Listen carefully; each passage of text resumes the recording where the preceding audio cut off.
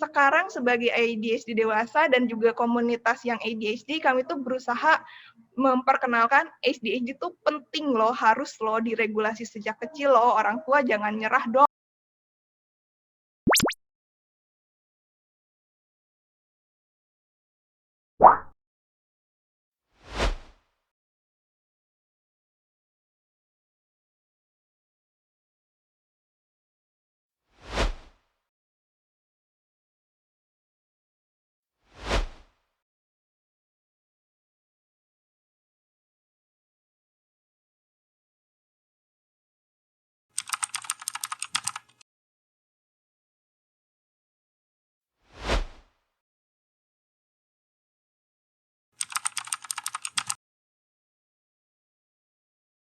Kenalkan, nama saya Gema Puspasari. Jadi walau tadi dikenalkan dengan gelar M Biomed, sebenarnya background penelitian saya waktu S2 adalah imunologi. Jadi bukan berhubungan dengan syaraf atau neuroscience. Jadi saya sebenarnya tidak tahu ya dasar ADHD. Tapi saya mulai mengenal ADHD sejak tahun 2018.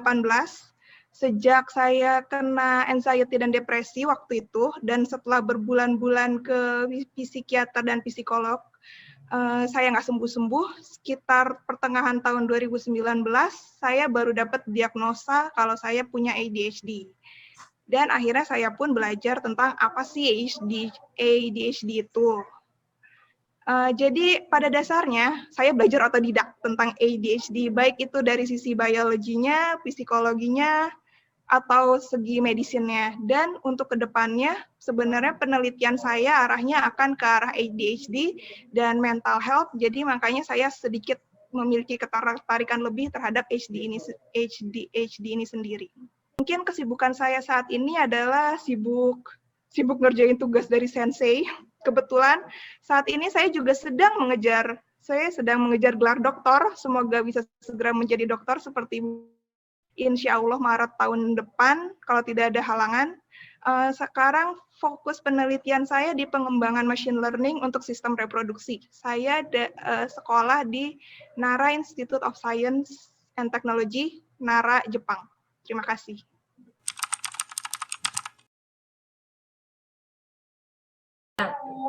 Saya bidang S1 saya dulu dari sarjana PLB, pendidikan luar biasa. Kemudian saya melanjutkan S2 dan S3 di bidang psikologi pendidikan, terutama terkait dengan psikologi anak berkebutuhan khusus di UGM. Nah, jadi beberapa riset saya banyak terkait dengan anak GPPH. Jadi kalau bahasa Indonesianya kan gangguan pemusatan perhatian dan hiperaktivitas. Jadi GPPH saya meningkatnya seperti itu. Kemudian buku yang saya tulis tentang GPPH juga ada 2, Mbak Puspa. Jadi nanti bisa dijadikan rujukan referensi untuk bagaimana menangani orang-orang yang mengalami GPPH. Yang pertama judulnya gangguan pemusatan perhatian dan hiperaktivitas pada anak. Kemudian buku yang kedua itu strategi penanganan anak ADHD. Nah, insya Allah nanti kalau buku yang kedua itu terbitan 2019, banyak menekankan kepada behavior modification-nya. Buku Ibu yang pertama bisa di-download, saya udah pernah ngepoin buku Ibu, keren kok Bu. Iya, ya, terima kasih. Beri masukan dong. Ada, serius nih.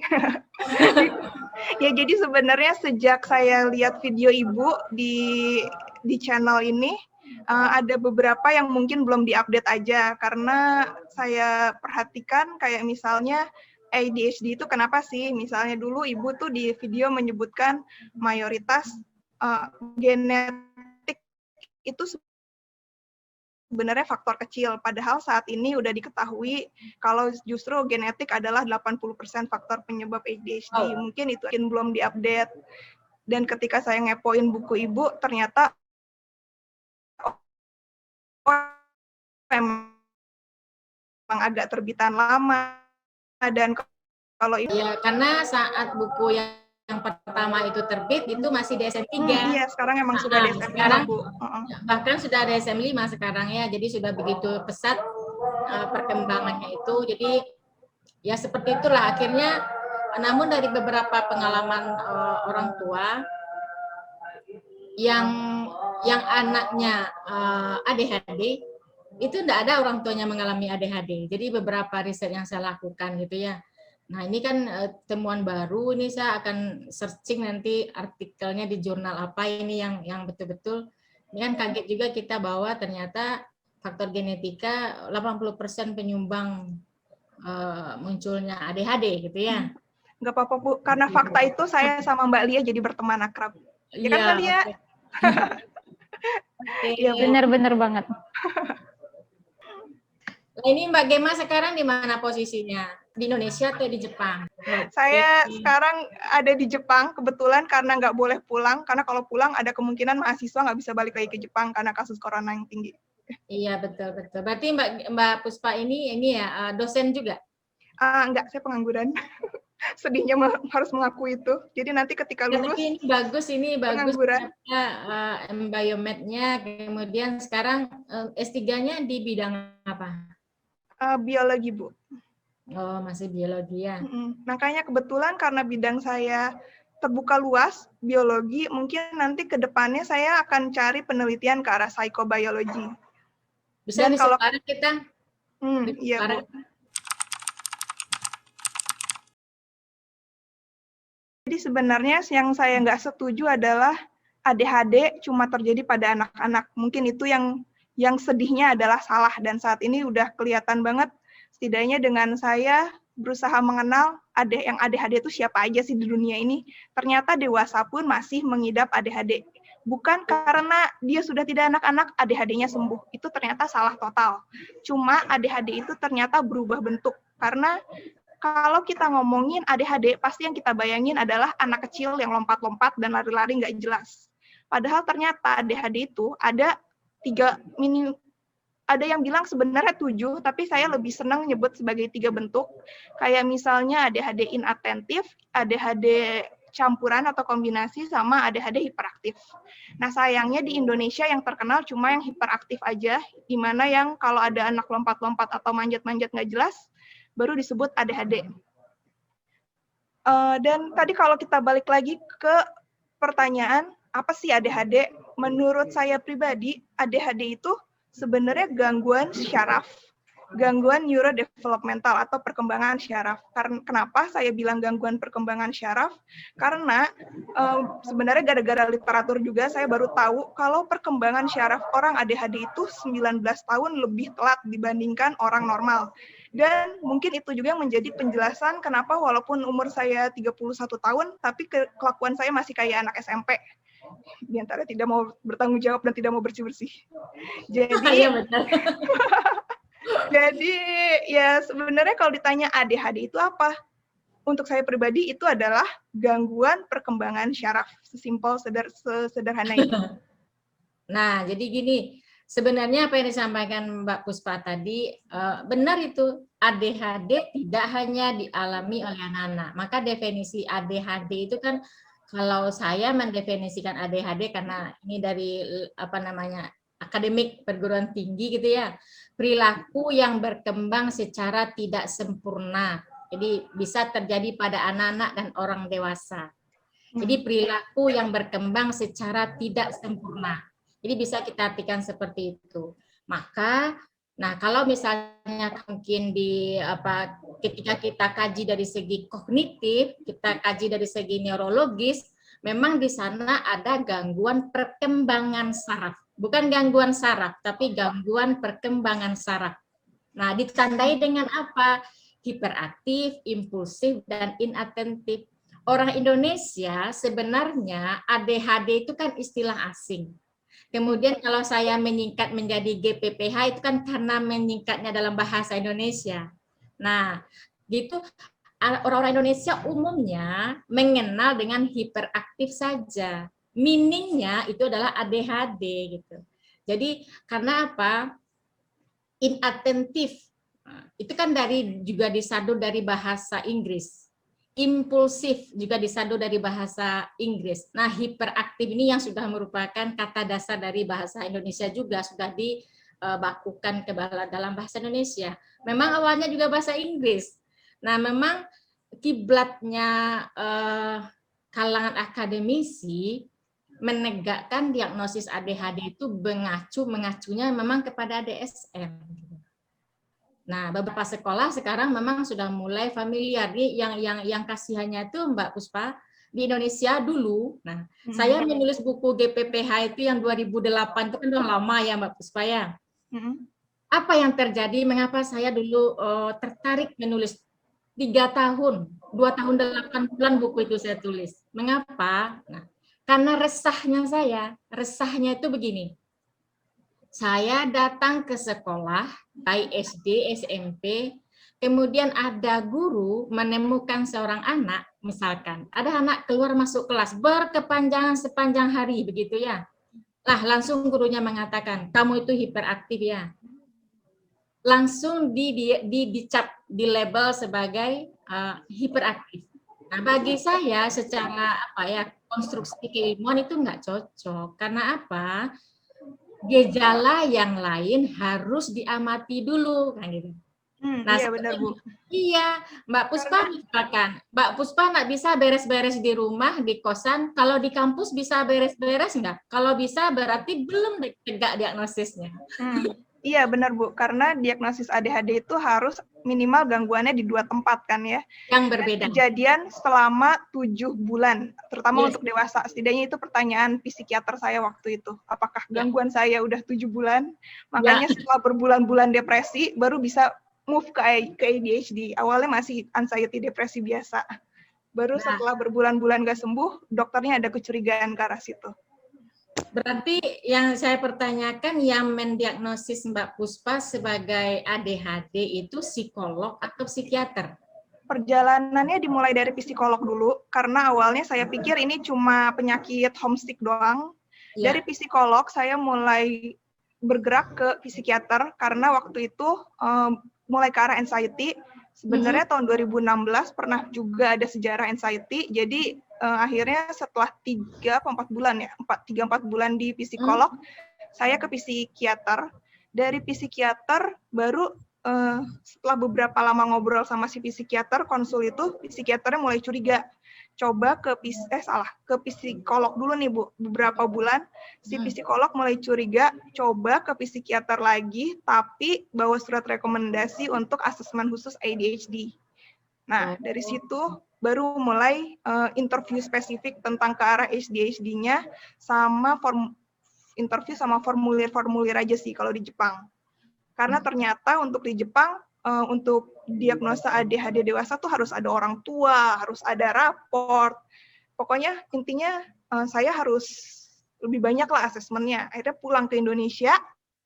Di Indonesia karena cuma punya waktu sebulan, sempat ganti psikiater sama ke neurologis. Udah itu akhirnya dokter ketiga yang baru diagnosa saya.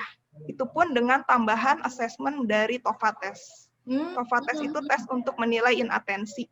Ditambah formulir dan interview panjang, baru saya dapat diagnosa ADHD. Oh, yang TOFA testnya dari psikolog atau psikiater? Harusnya psikolog, Mbak. Jadi disebutnya dia tuh ADHD Center. Saya lupa dokternya dia dokter DR depannya. Tapi saya nggak dia psikiater apa enggak. Mungkin bisa dicek nanti. Namanya Dr. Hendrik Timur dari ADHD Center Serpong. Oke, jadi ternyata kan kalau dilihat dari segi penampilan fisik, penampakan Mbak Puspa, saya lihat memang ada impulsifnya ya. Oh banget Mbak, tadi pagi aja tiba-tiba ngajakin si Mbak Lia ini, Mbak Lia diskusi yuk gitu. Terus tiba-tiba dia juga dengan impulsifnya jam 8-an, jam 9. Jadi gini, yang disebut ADHD itu yang bersangkutan seakan-akan ada motor penggerak. Dia tidak bisa mengontrol perilakunya itu gitu. Nah, itu yang dia ADHD, nggak bisa mengontrol. Jadi Mbak Puspa itu kalau misalnya dilarang, pasti juga heran, ngapain sih gua dilarang-larang gitu ya. Dan itu munculnya memang secara tiba-tiba saja, seakan-akan ada motor yang menggerakkan. Yang Mbak Puspa sendiri sebenarnya bukan menginginkan itu. dilakukan, iya nggak? Jadi kalau untuk impulsivitas saya emang masih jauh dari terkendali, makanya sampai saat ini saya masih kontak sama psikolog, bahkan Iya. 2 psikolog dari kampus dan dari Indonesia juga. Iya, iya. Karena permasalahan besarnya impulsivitas. Karena gara-gara impulsivitas juga kadang-kadang sarkasme saya tinggi, makanya saya susah punya teman kayak gitu. Tapi orangnya harus memahami. Jadi ada kelebihannya. Jadi beberapa saya bertemu dengan penderita ADHD dewasa, itu umumnya mereka asertif. Asertif itu apa, Bu? Asertif itu tegas. Oh, tegas. Bicara apa adanya. Nah, itu bagi orang yang memahami dinilai sebagai asertif, tetapi bagi orang yang tidak memahami bahwa itu adalah sebuah impulsivitas, dia mengatakan itu semacam hiperaktif begitu. Padahal itu kan impulsif. Jadi begini, sebenarnya kalau perspektif kita mengkaji disorder, mengkaji impairment, mengkaji disability, itu tidak ada faktor tunggal. Tidak ada faktor tunggal. Jadi ada banyak faktor. Satu ya. Yang kedua, gangguan penyerta itu ada. Selalu ada dan hanya kadarnya yang berbeda-beda. Maka kemarin saat kita diskusi dengan Lia, itu kan gangguan penyerta untuk ADHD ini sangat banyak dan tidak semua mengalami yang banyak itu. Tapi umumnya misalnya disorganisasi, itu baik yang hiperaktif, baik yang impulsif itu juga mengalami itu. Kita tanya sama Mbak Puspa, Mbak Puspa kesulitan nggak mengatur, mengelola barang-barang di tempat kos? Di mana ya, ini di mana ya? Nah, nanti kesulitan sendiri, misalnya Mbak Puspa mencari, saya taruh ini di mana ya, taruh ini di mana ya, gitu. Padahal sebenarnya dia ada. Merasa begitu nggak, Mbak Puspa? Ibu sedang menelanjangi saya. Tidak. Jadi sebenarnya ya, kalau ngomong ADHD, saya masih punya masalah besar dengan executive function disorder. Ya, bahasa Indonesianya apa, Bu? Ya, fungsi luhur. Bukan, fungsi luhur. Ya, itu. Luhur manusia. Pokoknya saya masih ada masalah besar dengan EFD, baik itu di lab saya, meja saya berantakan banget, dan makanya saya kalau kerja pindah ke perpustakaan yang lebih rapi, dan kamar saya juga udah kayak kapal pecah, dan jangan tanya isi komputer saya apa aja, apalagi saya kerja dengan machine learning dan berhubungan dengan ribuan gambar, itu sangat amat kerja keras buat saya. Apa tadi pertanyaannya? Apa tadi pertanyaannya, Bu? Kenapa kita jadi ngomongin EFD? Mbak Puspa merasa kesulitan nggak mencari barang-barang yang dibutuhkan sehari-hari? Nah, kalau untuk mencari barang, pada dasarnya nggak kesulitan, karena semua barang saya berserakan. Jadi kalau nyari, ya tinggal ambil, udah kelihatan. Tapi cara mengorganisasiannya itu yang sulit, Bu. Kayak misalnya, saya ambil buku itu nggak akan balik lagi ke rak yang saya ambil sampai 3-4 bulan kemudian. Yes. Itu yang disorganisasi itu. Jadi, pernah ada kasus ini yang saya teliti ya Mbak Puspa ya, tapi ini kelas 1 SMP. Dia datang ke sekolah, sampai di sekolah kira-kira pukul 9 itu, gurunya menagih, anak-anak silahkan dikumpulkan PR matematika gitu ya. Dikumpulkan PR matematika, yang si anak ini karena saya kan ngamati di kelas, itu panik dia, panik bongkar-bongkar. Yang dicari sebenarnya buku, tapi yang dipegang-pegang itu kotak pensil, isinya. Padahal kan dia udah tahu nih yang dicari buku. Akhirnya dia ngaku ke gurunya, Ibu maaf, PR saya ketinggalan. Nah, dijemput pulang, dia kembali, tahu nggak Mbak Puspa? Bukan PR matematika yang dibawanya. Tapi buku matematika. Sampai di sekolah, astagfirullahaladzim. Nah, gitu. Ini buktinya dia gangguan penyerta tadi ya, Lia, tetap muncul sampai, jadi makanya terapi intervensi dini itu sangat penting untuk meminimalisir gangguannya di kala remaja dewasa gitu. Berbeda. Iya, dan mungkin gangguan penyerta yang paling nggak enak adalah anxiety depresi, seperti yang sekarang saya alami. Karena kalau kita nyebutnya apa nih, ADHD nggak diregulasi sejak kecil, gangguan emosinya tuh makin besar tuh makin dewasa makin besar gitu loh. Kayak misalnya Makanya saya paling nggak setuju kalau ada orang tua yang ngebiarin anaknya aja tanpa terapi. Karena sebenarnya menurut saya terapi itu bikin si anak belajar meregulasi dirinya juga, meregulasi emosi dirinya maksud saya. Jadi Iya. misalnya nih, mungkin ada satu istilah yang mulai terkenal untuk ADHD, sebutannya RSD, Rejection Sensitivity Dysphoria. Jadi orang ADHD tuh kalau dibilang enggak atau ditolak, kita tuh sakit hati, baper. Dalam arti sebenarnya yang kalau untuk orang normal kayak ih lebay banget sih, dan ternyata itu tuh masalah otak gitu loh. Masalah karena amigdala dan frontal lobe kami tuh kecil, jadi kami ketika ditolak yang keluar tuh hormon kortisol yang salah, kayak ih emang gue orang paling bego sedunia ya sampai gue ditolak, kayak begitu yang keluar. Dan itu yang sedih banget. Makanya sekarang sebagai ADHD dewasa dan juga komunitas yang ADHD, kami tuh berusaha memperkenalkan ADHD itu penting loh, harus loh diregulasi sejak kecil loh. Orang tua jangan nyerah dong gitu, jangan cuma fokus ke pendidikan dong. Please jangan gara-gara anaknya udah ranking 1 atau 2 udah puas dan berhenti ke psikolog. Sebenarnya itu sih yang berusaha dikenalin dengan komunitas yang ADHD dan komunitas ADHD di Facebook saat ini. Oh, ini ada komunitasnya ya, Mbak Puspa ya? Kalau untuk yang dewasa sebenarnya ada. Permasalahannya adalah isinya orang-orang ADHD, jadi kita jarang ada kegiatan karena kita kayak, besok bikin podcast yuk, kagak jadi-jadi Bu, nyampe sekarang. Jadi ya walaupun kami ada komunitas, ada Instagram, ya pada dasarnya kami nggak aktif, lagi Ya, pada jadi sibuk gini, skripsi. nah, apa yang disampaikan Mbak Puspa tadi, memang di amigdala itu sebenarnya kan ada cairan.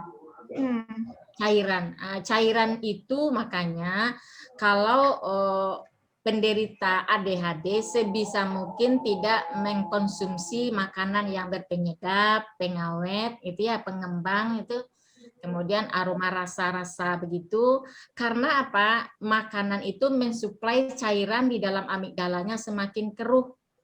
Nah, kalau cairan itu semakin keruh, semakin sulit dia untuk mengontrol perilakunya. Maka salah satunya untuk terapi diet untuk yang ADHD sebisa mungkin menjauhkan dari protein yang hewani yang kadar tinggi. Nah, itu.